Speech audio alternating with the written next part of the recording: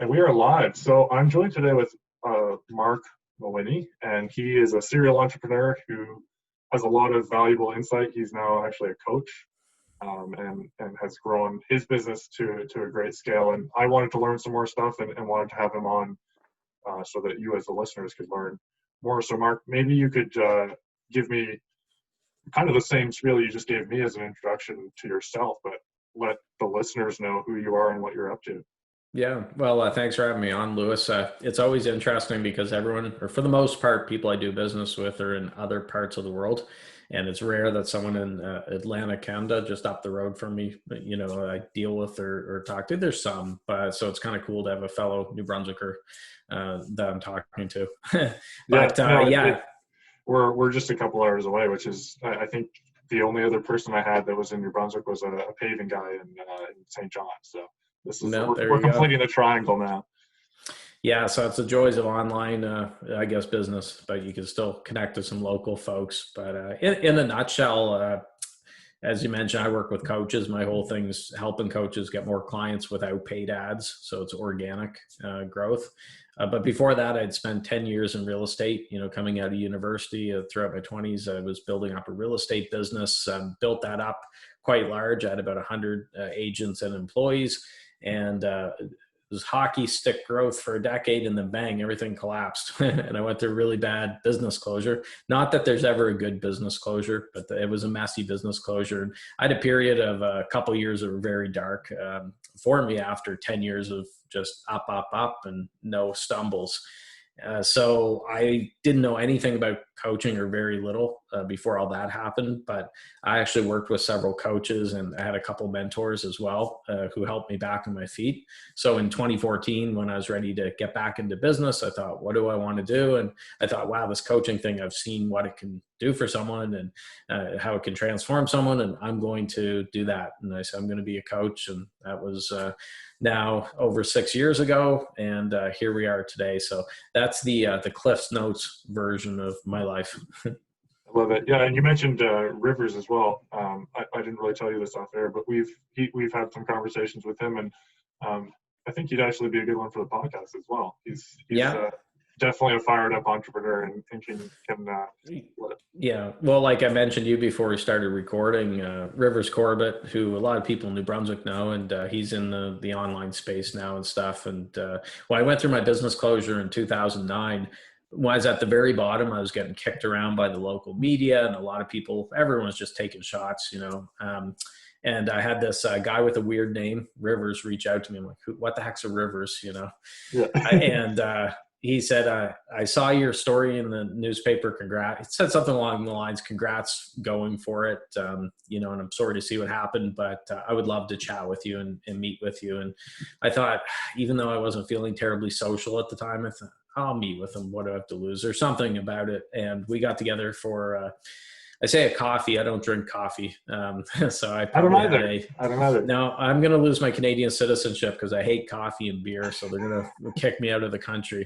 But I met up with Rivers at Second Cup, which anyone local will know, the Second Cup on King Street in Fredericton, and had a great conversation. My energy completely changed from talking with him, because he reminded me that, hey, this is something that all entrepreneurs, or ones that go for it, go through their struggles. And it's not a scarlet letter if you go through a business closure, and life will get better. And that was a message I needed to hear at that time, because I wasn't getting a lot of positive reinforcement. I was getting a lot of, the critics coming out of the woodwork. Everyone loves you when you're on top, and then once you fall down, they love kicking you and dancing on your grave, so to speak. And Rivers remains a friend even today. He sent me a message, a voicemail this morning, and a nice message, and we chatted a little bit. And those are the type of people that I want to be around, people who get entrepreneurship, they understand it, they support entrepreneurs, and they also realize that entrepreneurs have a stressful gig. They do a lot for the economy, which I find that isn't always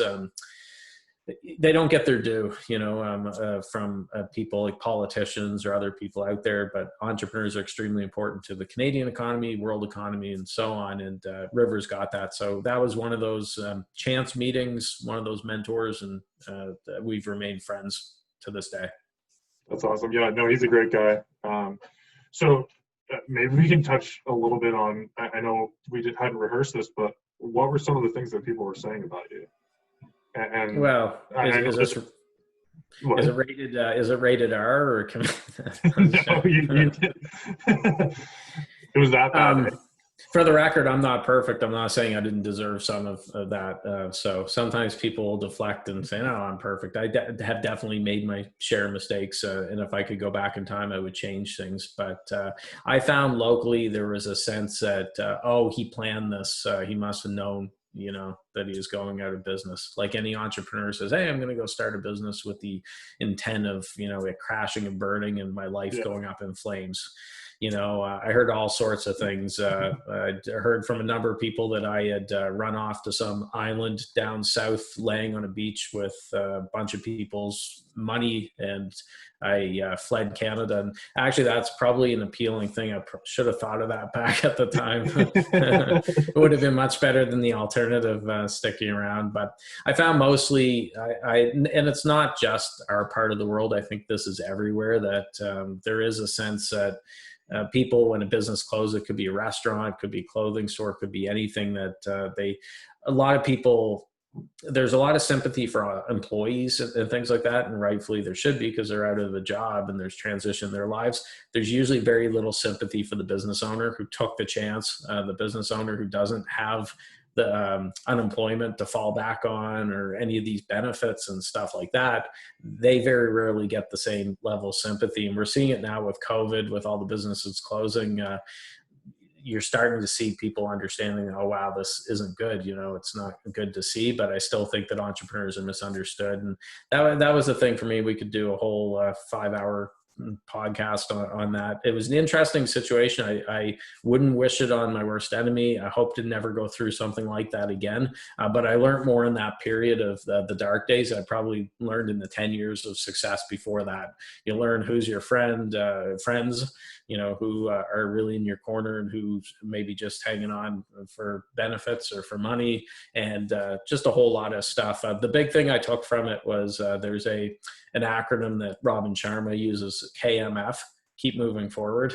And I think that's so true, especially for entrepreneurs. So I know it sounds cliche. Someone listening to this that's going through a tough time now will be thinking, oh, shut up. I don't want to hear it, but it is true. It will get better, but you have to keep moving forward. Yeah, you got to keep putting one step in front of the other, right? And I mean, the whole basis of entrepreneurship is, it's a roller coaster. There's going to be ups and there's going to be downs. If you're not feeling it already, they're probably going to come, unless you have magical powers. But that's the key, is to keep looking at the positives and keep pushing toward goals, right? Well, I've seen so many entrepreneurs that plateau, they hit a level. I saw this in the real estate world. There were entrepreneurs who set a goal, an okay goal, but nothing earth shattering. And they would always end up at that level every single year. And what was happening, they may not have even realized it, but let's throw a number out there just for an even number. Let's say they're shooting for $100,000 gross commission a year as a real estate agent. They would have an incredible first half of the year where they'd make, let's say, 75,000. So they're on pace to do 150,000, smash their usual. Subconsciously, they would pull back. They'd put their foot on that brake, because they're thinking, oh, they have that 100,000 in their head. They would almost always end up at 100,000. So they'd only do 25,000 the second half of the year. They would pull back because they're not comfortable going past that for whatever reason. I think that people are afraid of success almost as much as they're afraid of failure. And I saw that. Besides that, I was talking with someone who years ago, she worked at a grocery store doing the cash register, like doing the groceries, checking, whatever you call it. Yeah. So she would tell me that she was the fastest one for the whole store. Like, she could just go like crazy, like a bat out of hell, ringing the food and everything in. But she noticed that the people in the other lanes, the other workers, were very slow. And she didn't even realize it, but she slowed down to match their pace, because she felt, oh, I'm going too fast. I'm doing my job feel too. Bad or look bad or whatever. Yeah, that's right. Where she's seeing it. And it's that, I think a lot of people run into that, where you don't want to be that, as we say in Canada, tall poppy syndrome. You're sticking your head up and then people are cutting you down. And I've seen that in not just business, online business. I've seen that across the board, like we mentioned, in real estate. Someone who's working the cash register at a store, it can work that way as well. Yeah, that's interesting. It's interesting. So yeah, I mean, all of that, I just wanted to bring that out for the listeners, kind of to set the stage for what we're going to talk about here, which is, you've got a couple topics obviously that you like to hit on for people that I thought would be relevant to my listeners. And maybe the first one we touch on is starting a business on a shoestring budget. That's something I think everyone who listens for the most part can understand is, you're transitioning from your day job and you're transitioning into making this a full-time thing. And so you've got very little money to go around between paying your bills and, paying the company. You've got to obviously pay yourself somewhere, but yeah, maybe dive into that and I can kind of pull out some points as you go through.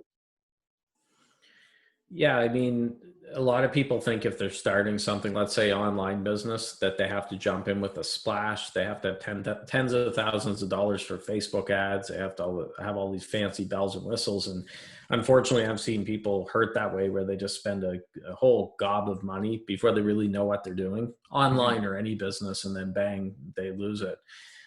The approach that I used with my coaching business was I didn't have the benefit of back in my real estate days where I was sitting on a lot of resources that I could put into marketing, advertising, and all that stuff. When I started my coaching business, I was just a few years past the business closure and stuff. So I said, I'm going to have to roll up my sleeves and do it the old fashioned way. And at the time I thought it was a bad thing. I kind of cursed under my breath and thought, God, I wish I could throw tons of money at ads and so on. But I realize now, looking back, it was actually a good thing. There's a silver lining, because it forced me to get disciplined and put in the hard work doing that organic effort. Now, anyone who doesn't know, sometimes people hear organic and they think of farming or whatever, but essentially what I mean in that is things you could do for free, where you're rolling up your sleeves, you're posting on social media, you're building an email list, you're doing stuff like that, as opposed to just saying, okay, I'm going to spend $10,000 on Facebook ads and go from there. So it allowed me to hone my message compared to, I see people getting into the coaching world who, let's say they're coming from corporate and they've got a nice little severance package or something there. And they think, okay, this is great. I got 50 grand I can put into ads. And then they don't get one client from that. And they haven't done anything to improve their messaging or anything. And then it's just gone. So it worked out really well. And that's why I know organic works, because it worked for my business. It requires discipline, consistency, some faith, and probably a little bit of luck as well as you continue on. Yeah, that was honestly, that's probably the reason I reached out to you when you had made your post saying, hey, look, I'm open to coming on people's podcasts. It's because you post something every day. You post at least one meaningful post every day. That's something that I've been working to do. I haven't been super consistent at it with everything that's going on, whatever excuses I'm going to let out there, I guess. Yeah. But you're so consistent, and I think I think it was you that said you set aside Friday to plan out your content for the next week. It was you, wasn't it?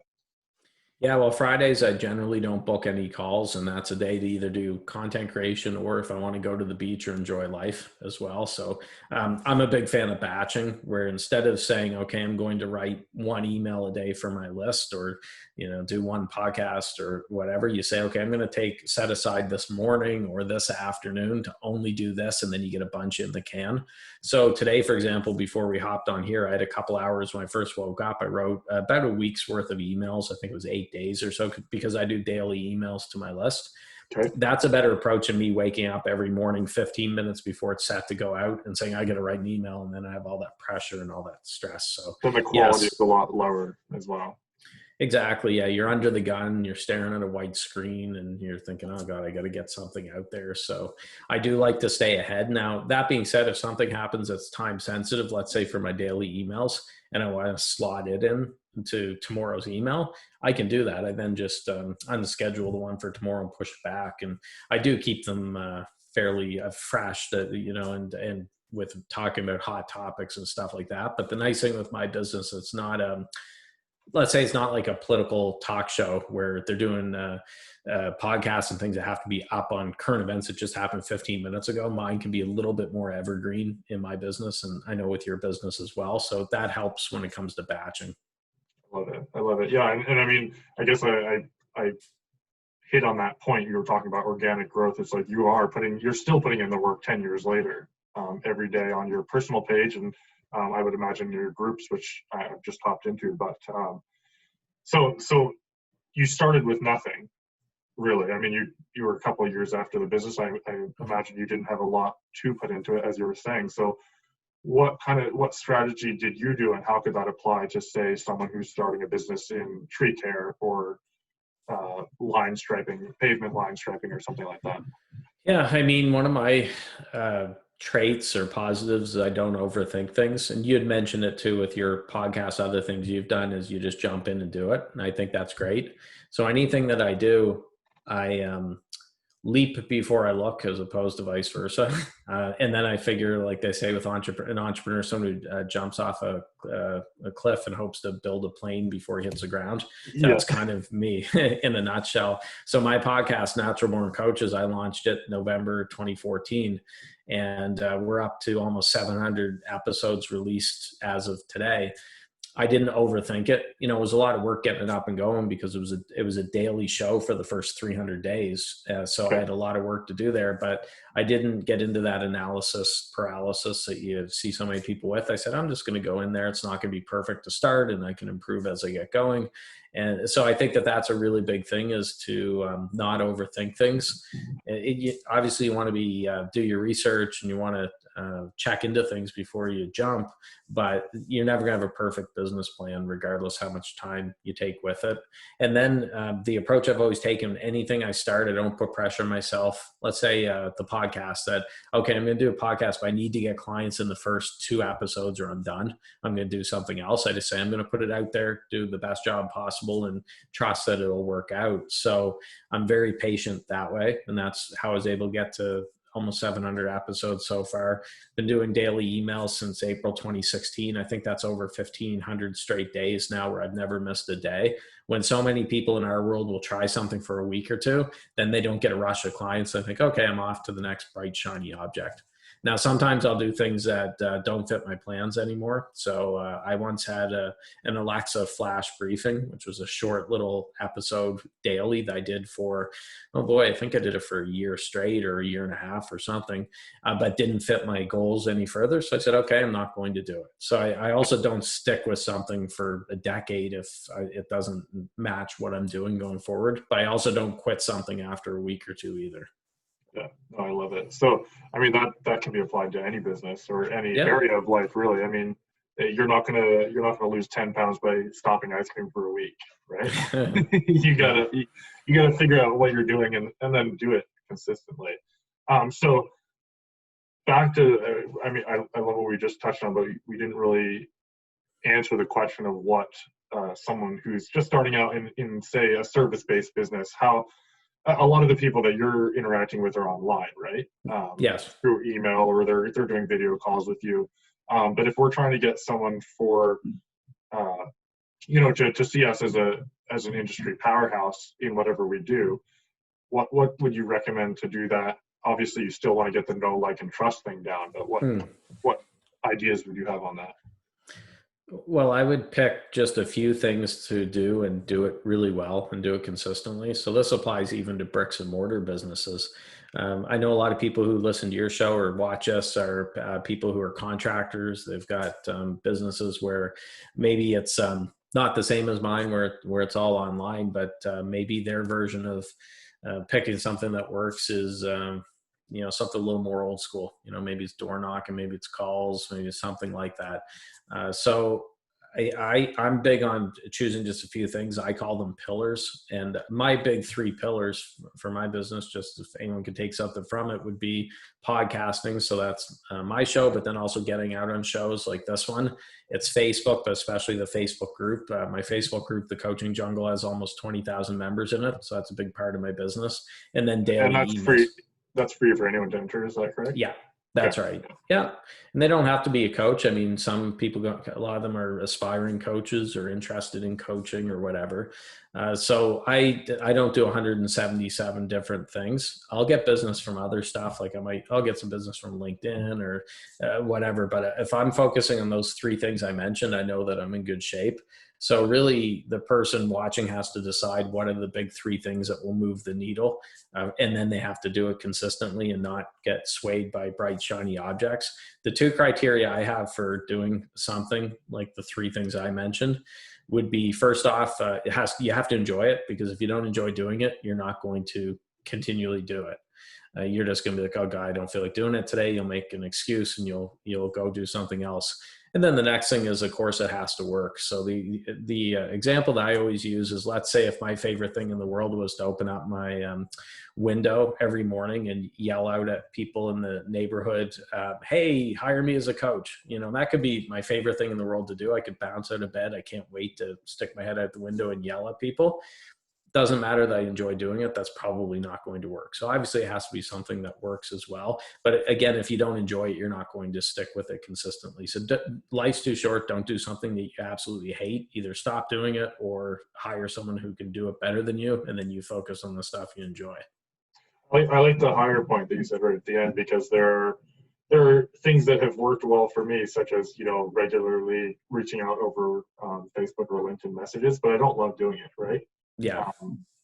So it's effective, but I don't love it. So in that case, I'm looking for someone who can take over that side of the business and kind of handle that. And then I would do more of the appointment at the end and find out if I'm a good fit for a future client. But well, it's funny you mentioned that, because I've done a lot of outbound prospecting in my real estate days. I was constantly on the phone. I was calling homeowners, and phone was attached to my ear, pretty much every day. And sometimes I'd be following up with people 6 months, 1 year, or many years till they're ready to sell their house. And when I started coaching, I thought, I really don't want to do that. I don't want to chase people. I don't want to hound them. Plus, in the coaching world, they're not going to be the best fit if you have to twist someone's arm to get them to hire you. Yeah. So instead, what I do is I put all my energy and effort into my message, getting my message out in front of the right people, and building communities as well. So I've built a following over the last 6.5 years. And then the people who reach out to me are already pre-sold pretty much, because they've been following my stuff for a long time. I just had someone who became a member of my mastermind, and we just wrapped up the call before we hopped on here. He's been on my email list now for a long time. So it felt like he knew me just from following all my daily emails and stuff. That was much better than if I had to chase him and message every 2 days, send him a message. And I don't know about you, but I'm allergic to this fake conversation with private messaging on Facebook, LinkedIn, and so on, where people are trying to feign interest, like they're interested in you, but they're going to try to sell you something. I'm not really into that. I'm allergic to that type of marketing. Yeah.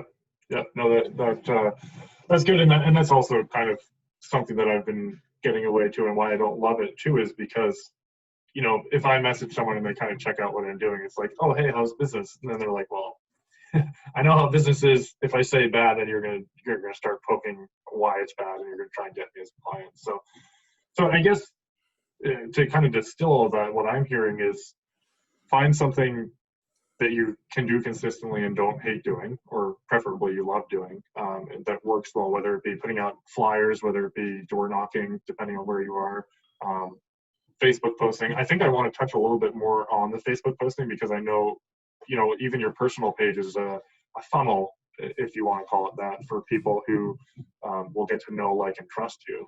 They see your content and either they unsubscribe because they think you're full of it, or, if in my case, I'm seeing your stuff almost every day pop up, and it's interesting. Usually, for those of you who aren't personal friends with Marc, he'll lead off with something. I know Canada Day, you led off with like a Blue Jays pitcher, I think it was. Yeah, Roy Halladay. Yeah, you told a little story about it, and then you kind of, snuck in your coaching thing at the end. And I say snuck in because it didn't feel like you were just like slapping it on the back of the message. It's usually, crafted in well, but it keeps it top of mind for people. And that's something that, for me, I think anybody could do with their business. I've seen a couple businesses in the paving industry, they're telling stories about their employees, a video story where they'll go through and talk about how working with this company has allowed them to have the structure to change their life ultimately. And so maybe talk a bit about that messaging, and maybe see if we can apply it to someone in the contracting world, because I think it is applicable. Yeah, so I'm a big fan of not being afraid to ask for the sale. So with my daily emails, they're daily, and they have a call to action in every single email. So there's a link, there's inviting them to take the next step. Now that doesn't mean that all it is a sales pitch where it's buy my stuff, buy my stuff. We're talking about things I'm allergic to. I'm allergic to the typical internet marketing speak. I've been on tons of email lists. I see the ones that use lots of caps, bold, false urgency. It's a digital program, but they say there's only 5 left, even though it's like a series of videos and stuff on, stored online. So it doesn't really make sense. But anyways, we could talk all day about the crap goes on in the online world. But what I like to do with my emails and like the post that you had referenced is I'll tell a story or give a lesson. So I'm giving them something of value. And then I'm transitioning into, by the way, I go over this in greater detail in the module 2 of this program. You can check it out here. It's not a real heavy sales pitch, but it is inviting them to take the next step. So even if somebody's not going to buy it, they're getting something from the message in the email or the post. And then they've gotten something from it, because you're asking people to invest a minute, 2 minutes of their time. So you should give something to them other than just sell, sell, sell. But some people have the wrong approach. I heard someone once say with email, she was doing daily email, but said her mentor had told her not to sell anything for the first 50 days. The first 50 days was building rapport, them getting to know, like, and trust you. You don't want to go in for a sale real quick. Then you can start selling after 50 days. And I said, I think that's a mistake. People are on your list because they need help with something. And if they don't buy from you, they're going to get it from someone else who could be worse for them. And then you're doing them a disservice. So that's a lot of my business, is me encouraging my clients, people who follow me, hey, don't be afraid to admit that you're in business. I'm a proud capitalist, which is kind of a dirty word nowadays. I've gotten into it a little bit with some Bernie Sanders supporters and socialists and stuff online, but I'm a proud capitalist. And I think you shouldn't be afraid to admit, hey, I'm in business and I'm here to make money, because there's a great saying Michael Beckwith said. He said, you can't light up the world if you can't pay your light bill. And that's one that I always remember. So don't be afraid to sell. I love that. Yeah, because at the end of the day, everyone knows that you're in business, and whether, it's a driveway that you're going to resurface or whatever, ultimately you do want their business. And so if you're pretending that you don't want their business because it just isn't kosher to talk about it, ultimately you could be leaving business on the table, right? Well, the coaching world's the worst, because there's a lot of wolves in sheep's clothing who try to play off like they're a guru living in a cave in a mountain somewhere in Nepal, and the bare feet, no shoes on, and a robe, and laptop lifestyle. Yeah, put your wallets away. I like, oh no, I could care less about money or whatever. Usually they're the greediest, I just come out and say that I admit that I love money and I enjoy what it could do, in my life. But they try to make it sound like, no, they're so spiritual and above everything. And that means that they're either lying, which could be the case, or they're naive, because if they're in business and they're not out to make a profit, they can't be in business long. Or I don't think I'd want to learn from someone like that if I were an entrepreneur. So the best webinar that I ever did in terms of registration and results, I called it an anti-webinar. Because I don't know about you, I'm sick of the usual webinars, like the fake, all the padding, like just fluff and nothing of value. And so I did everything in that webinar the exact opposite of most people in the online coaching space. So for example, the very beginning, I told them, instead of saying, put your wallets away, I'm not going to sell anything, like a lot of them try to make it out, is, hey, I'm going to give you value here. You're going to have stuff that you can take and learn. However, I'm also going to tell you how you can get more help from me and invest further and basically buy something at the end. So there will be a pitch at the end. And I did things like that. And I got so much feedback from people. They were actually shocked. I don't know why it's so shocking, but they're like, oh my God, like that was great. And I got a lot from it. And I couldn't believe that you actually admitted what people are doing webinars for with it. So sometimes if you're a contractor or something, basically it's a whole, Seth Godin, purple cow type thing, where all the cows are, one color. If you could be that purple cow, then you're going to stand out. And you have to do it in business, especially the online space. But business is so crowded that when you do that, you'll stick out like a sore thumb. I love it. Yeah, I think there's a lot of different things that I've heard, and I'll just touch on this for people that are listening. It doesn't apply directly to our conversation, but going on Facebook Lives regularly, adding people that could be potential customers if a lot of your interactions are on Facebook, add those people, and then when you go live or you make posts, then makes sense, or maybe you're doing it through your business page, but regular posting and adding value for, I keep touching on the driveway thing because that's what keeps popping into my head, but maybe regular driveway maintenance tips, things like that. With that, I'm referring to you, Marc, there, that seems to be something that you would add value, but then say, hey, like, we can come out and see if your driveway needs more help than just regular maintenance. Is that kind of what you're driving at? Yeah, there's someone I followed a lot. I've learned a lot from him since I've been online. And I remember him telling a story that his father had an issue with gophers in his front lawn, putting holes all in it and craters and stuff. And his father became obsessed, and he was researching how to deal with gophers.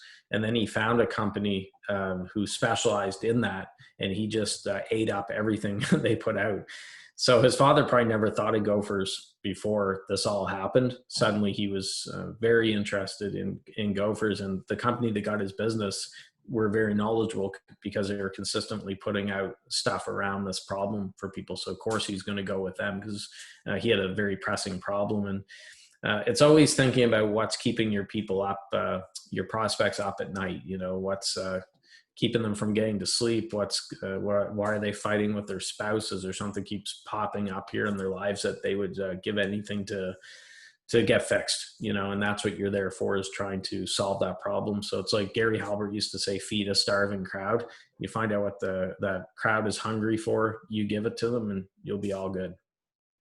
I like it. So I don't know if you've heard of the Go Giver book, like the Go Giver mentality. Yeah, I had the host on my show, Bob Berg. Yeah. Oh, really? That's awesome. Yeah. I'll have to check that out.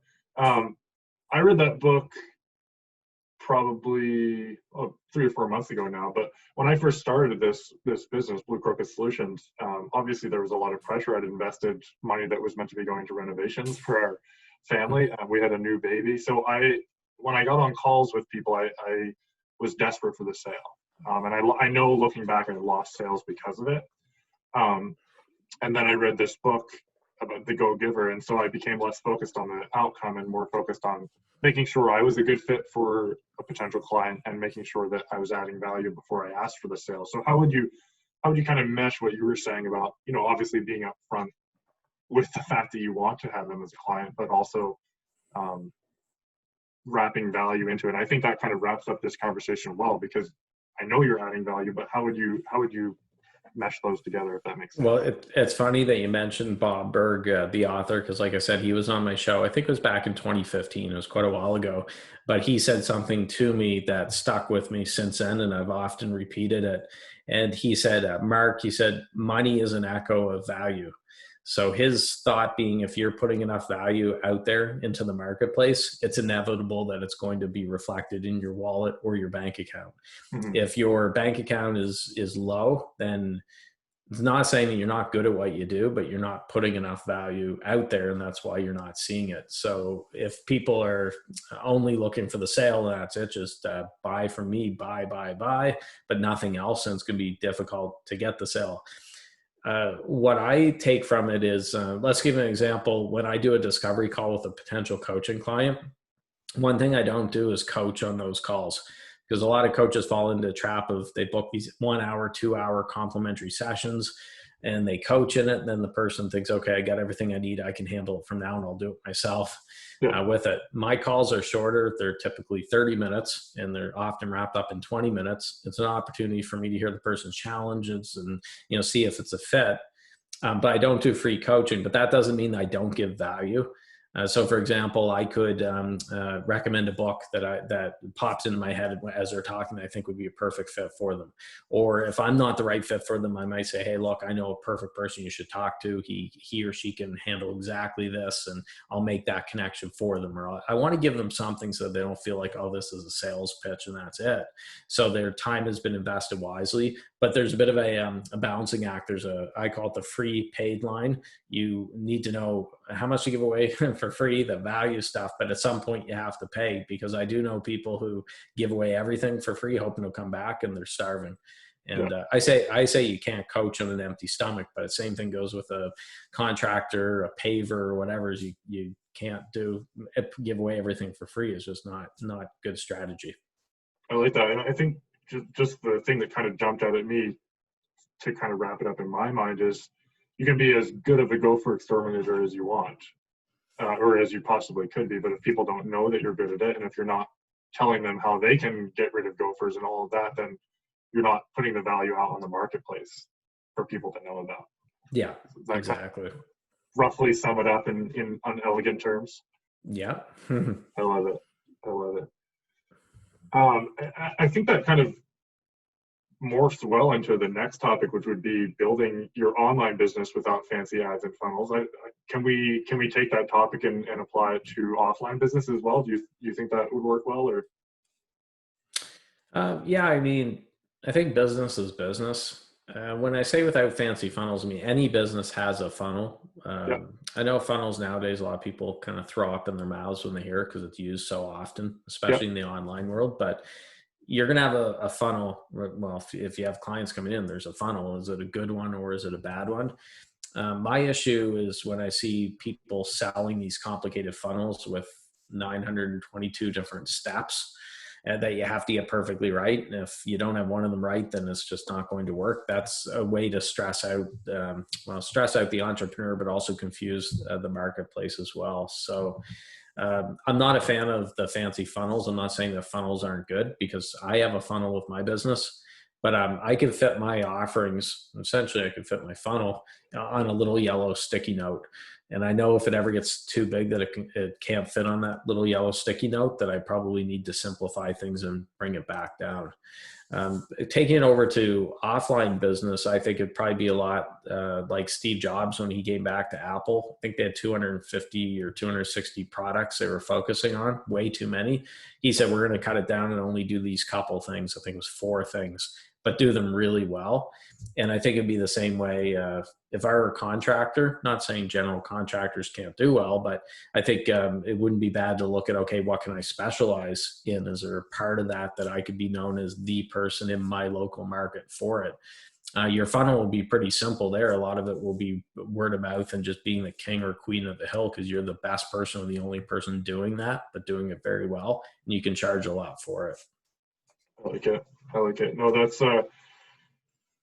yeah, and to talk about funnels in a way that makes sense for the listeners. A funnel is basically someone finds out about you at the top, and then they work their way down through the know, like, and trust, and eventually they're going to realize that they need you, your services, whether it's gopher extermination, underwater basket weaving, what have you, and they're going to, that's how they work down through the funnel. So everyone has that, and if they don't, you're going to die ultimately as a business owner. So keeping that alive and well is good. So maybe talk a bit about building that. Maybe you did touch on that there with the kind of the keeping it short and sweet, but if you have a couple more things that might work for the offline side of things. Yeah. Well, I think you always need a top of the funnel, however you do it. So back in my real estate days, I was very heavily invested in things like, this is going to sound very old school because this was back in the early 2000s, but postcards. I blanketed the city, sending out thousands and thousands of postcards every week all over. So I did a lot of that. I did radio ads and stuff, and everything was directing people to a free CMA, comparative market analysis. So basically it was me saying, hey, do you want me to come in and give you a quote on your house? Yeah. So there's a good chance if you had called me, Lewis, when I was in real estate, you're not just going to, well, some people would, but you're not going to roll out of bed and say, hey, I think it'd be fun to have a real estate agent over to, so I have to clean the house and go through all this. So you're probably at least thinking of selling your home if you call the agent over. That was the top of my funnel that way. That's how I got the leads coming in. Now my funnel, really my Facebook group, the Coaching Jungle, is a big top of that funnel because people come in there, they get to know my message, they know me, hopefully get to know, like, and trust me. And a lot of my business comes from people who are in there who have been following me for a while, and they feel like they know me because they're in there every single day. That I don't come right in and say to people, hey, you don't know me. Do you want to pay me $10,000 and I'll help you grow your coaching business? Yeah. For example, it's, hey, here's a free Facebook group. We do a lot in there, give a lot of good free value. You can learn a lot. If you're a coach or an aspiring coach, here's the link to join. And they join that way. Then they get to follow my stuff and go from there. So it's very depends on the person and the business, how you want that top of the funnel to look, but you definitely need a way to bring in a lot of leads. If you're only getting a couple leads a month, you could be the best salesperson in the world, you get the best program product, it's not going to matter, right? It's just not enough leads. Yeah, no, that makes sense. And I guess I'm going to transition away from that a little, and selfishly, I'm going to ask you about your topic of how to grow a Facebook group, without spending money on ads. If people are listening and you want to tune out here, that's fine. But this may be useful to someone if maybe you're making a gopher extermination group and teaching people how to exterminate gophers. But as we talked off air, I'm working to build out a group and add value to people based on the skill set that I have. Maybe you could teach me a bit about that, and people can take what they will. Yeah, well, first things first, I think there's a lot of confusion out there, especially people who aren't used to Facebook. I've heard people say, "Oh, I already have a group," and then when I talk with them a little bit more, I realize they have a fan page. Right. So they haven't spent much time on Facebook. So they just think, oh, okay, well, I have a fan page. It's the same thing. Or a business page or whatever. Yeah, that's right. So the difference, the way I always put it is a fan page or business page is like let's say a billboard on the side of the highway, right? Yeah, you can get business from there. Not saying it can't work, but a Facebook group is very much like a private clubhouse where people will go in, they will, there's an expectation of privacy because you got the four walls, only members are seeing it, and it's more of a community. So Facebook group's like a private clubhouse, and I find that an easier way to get business. If you're doing the billboard route, the fan page, business page, unless you're spending a lot of money on ads, organically, you're probably not going to get a lot from that because Facebook's really tightening up how many people they will show your stuff to. So I have, I think at the moment, a little over 6,000 fans on my page. If I post something organically, I don't pay for any to boost it or anything like that. I think like 21 people see it. I usually get 1 or 2 likes. One of them is my twin brother, Matt, and I might have 1 or 2 other likes. Probably my mom. I don't know. I get more business from my personal page. Like you referenced the post I did. I get a lot of my business from the personal page and the group, not so much the fan page. So that's the first thing I'll mention because there is confusion for people who aren't used to it. They think that the group and the fan page are the same, and it's not with it. Facebook groups, it's tough to give everything because I have a whole program around it, but they're very deceptive because they take just 30 seconds to start. So it seems very easy. People think, oh, I'll slap a group up, open the door, and people will come rushing in. You have to make an effort to choose a good name for it. So your name should make it clear what the group's about, who you're helping. So my group's called the Coaching Jungle. It's very clear that, okay, this has something to do with coaches. I've seen some groups that I don't understand what the name is or who it's for. So that's one thing. It should be very clear when people go into the group that you're the group leader. So anyone that goes into my group, it shows on the banner, well, there's a cartoon image of me swinging on a Tarzan rope, right? Because it's got a jungle theme, but it's hosted by or with Marc Mawhinney. And people know that, hey, it's my group. A lot of groups don't have that, so that's another problem. If you're doing a group, you want to make sure people know that. Should have things set up like the branding in the group rules, and so on. And then you have to get people into the group because you can have the best stuff in the world, but if you only have 17 people in the group, then it's probably not going to bring in a lot of business for you. So you have to talk about it every day and every opportunity. So, for example, this interview that we're doing now, I've mentioned the Coaching Jungle. What? If it was a drinking game, we'd be on our asses drunk by now. I've mentioned it a number of times, and this is after almost 5 years of this group being open and almost 20,000 members in. I'm still talking it up as much as possible in interviews. I talk about it often in my email list, around social media, and so on. So don't just think, oh, I'll talk about it once or twice or once a month and that'll be enough. You have to constantly talk about it and explain why people should be in there inside your group. Gotcha. So then, and this is obviously anybody who's listening is probably in this group because sometimes in my group, because I'll sometimes post these in, but this is me asking for help from someone because I have them on the podcast. But once you have people in the group, how do you engage them? Obviously, I know you can't give everything away, but how do you engage them in a way that, keeps them coming back and makes people want to post their own stuff and that sort of thing? So, I mean, you have to be active in the group if you're the group owner. If you're not active in it, why should anyone care? So it's not enough to post once a week and think that's it. I'm posting in my group usually 3 to 4 times a day. Really? Now I cheat. Yeah, I cheat a little bit. I say cheat. One of those posts is a daily theme day post, which is scheduled.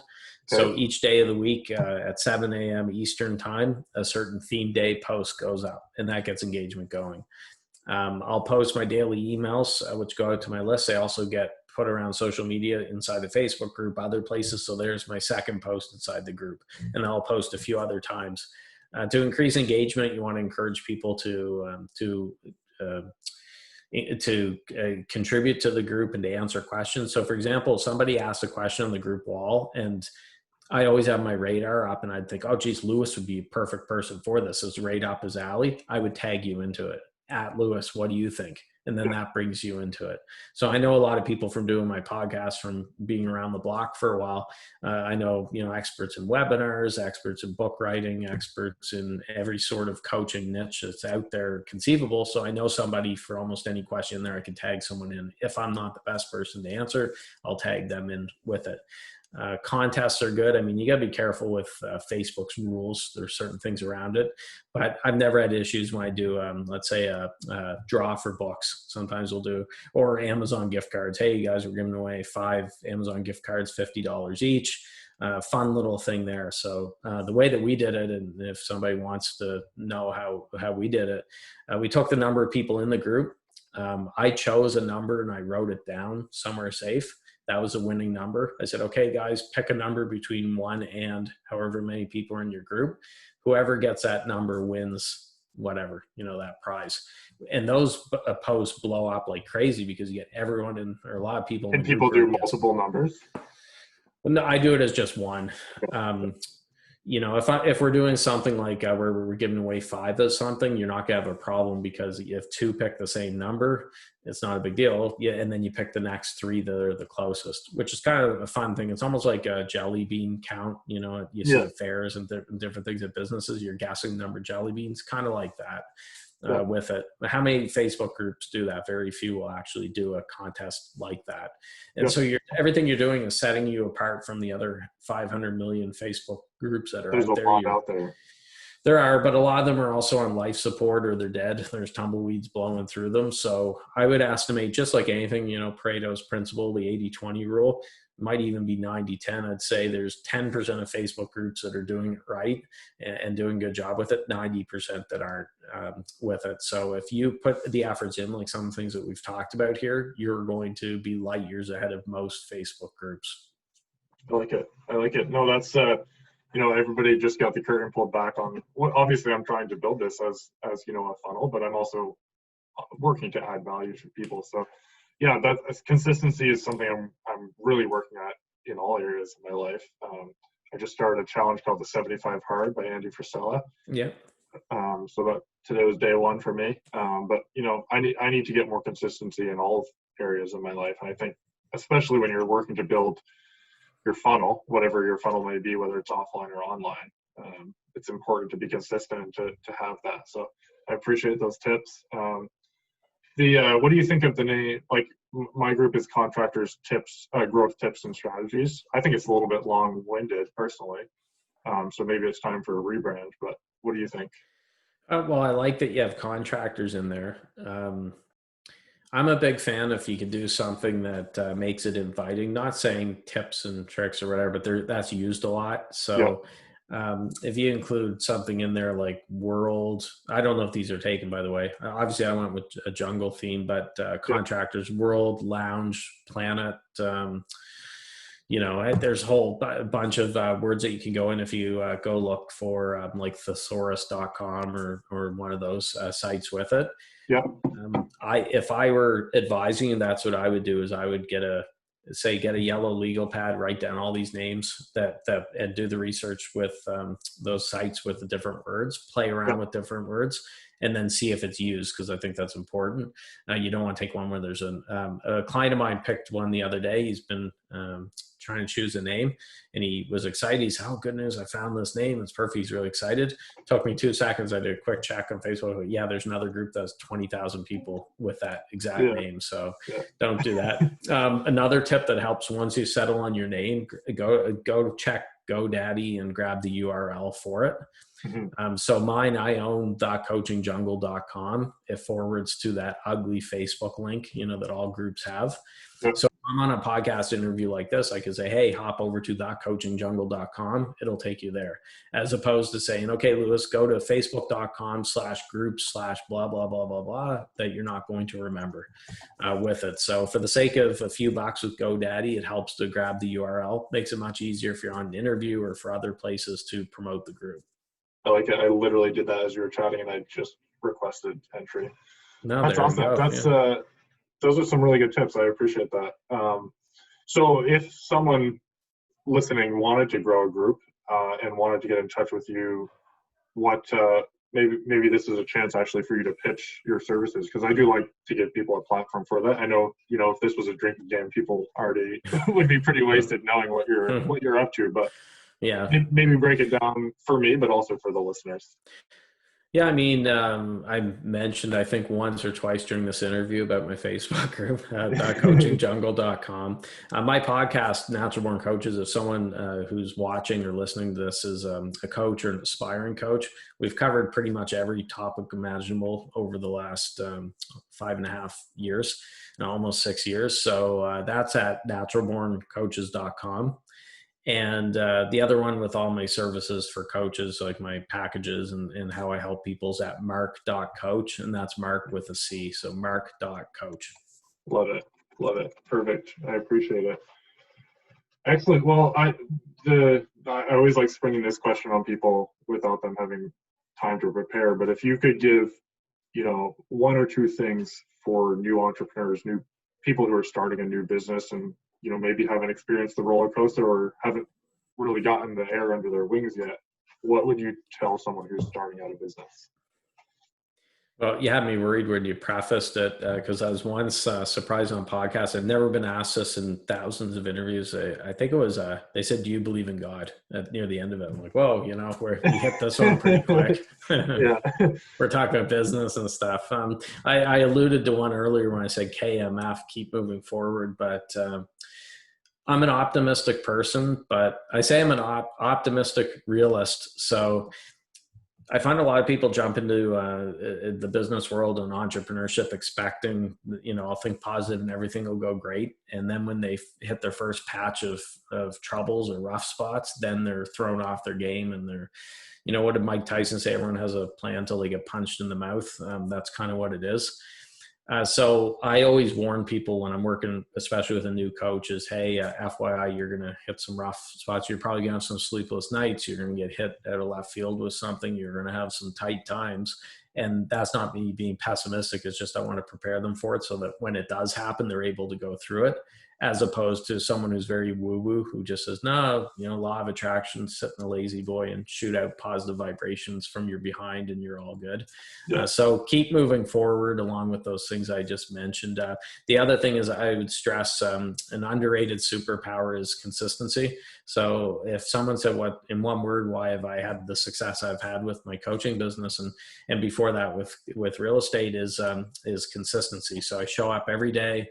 I'm doing those things that creates a compound effect, like Darren Hardy's book talks about. Just finished that. Love it. Yeah, there we go. And he has the entrepreneur roller coaster as well, which ties into what we talked about. But with the compound effect, I would much rather have someone doing those daily things, let's say sending an email every day to their list, for example, or doing a certain number of posts on social media, as opposed to most people who they get a lot of energy and motivation for a week or for a couple of weeks, and then they just burn out and then they're disinterested and they don't do anything for a while. And then they jump back to it. You see it in the podcasting world, right? All the time. Someone will release 50 episodes in a week and then all of a sudden they go MIA and then you're like, oh, is the show still going or not? Yeah. So consistency is very important. You should cultivate that, and discipline ties into that as well, but just show up every day.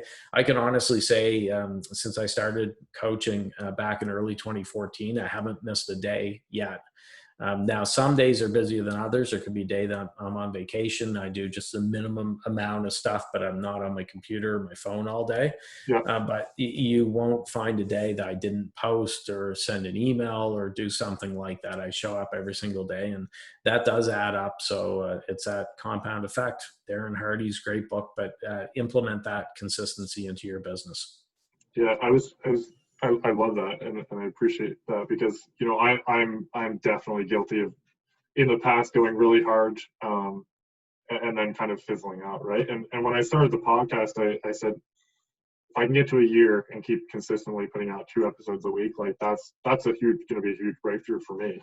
And I've gotten some comments from people. I don't know if it's because they know I'm not a super consistent person, but they're like, man, I'm loving the consistency of the podcast. And so I'm working to grow that to all areas of my life. I had someone on, Brian Hess, a couple weeks ago, and he said, we overestimate the stuff that we can get done in a day, and we underestimate the stuff that we can accomplish in a year. I mean, it kind of hits home with what Darren Hardy says as well. So I love that. No, that's great. Yeah. Awesome. Well, Marc, this has been a pleasure for me. You've given me stuff to think about, and I've kind of pulled back the curtain a bit on obviously why I have the group here for people who are listening and are in the group. But I appreciate you laying out some stuff for me, and I think that the listeners got some good value. So thank you for your time, and I'll let you know when this is live, and you can share it around, and hopefully it'll add value to as many people as possible, right? Cool. Thanks, Lois. Awesome. I'll end the recording here, and then we can just talk briefly before you go on your day.